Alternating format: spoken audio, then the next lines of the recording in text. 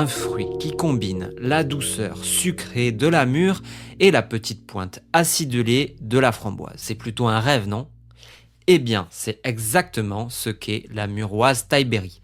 Ce petit trésor hybride est né en Écosse dans les années 60, tout près de la rivière Thaï, d'où son nom.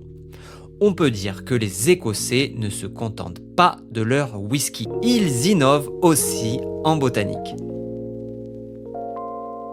Cette plante, c'est un sous-arbrisseau buissonnant et grimpant qui peut atteindre 2,5 mètres de hauteur et s'étaler sur environ 3 mètres de large.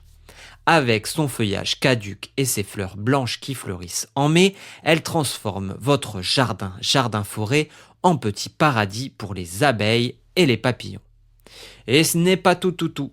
Ces fruits rouges foncés, longs de 4 à 5 cm, un fruit qui combine la douceur sucrée de la mûre et la petite pointe acidulée de la framboise. C'est plutôt un rêve, non? Eh bien, c'est exactement ce qu'est la muroise Thaï-Berry.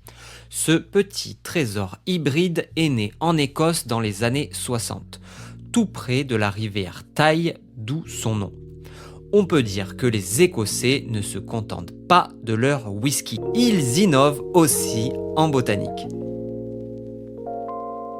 Cette plante, c'est un sous-arbrisseau buissonnant et grimpant qui peut atteindre 2,5 mètres de hauteur et s'étaler sur environ 3 mètres de large.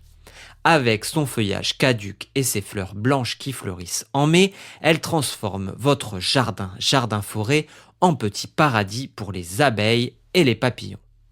Et ce n'est pas tout. Ces fruits rouges foncés, longs de 4 à 5 cm,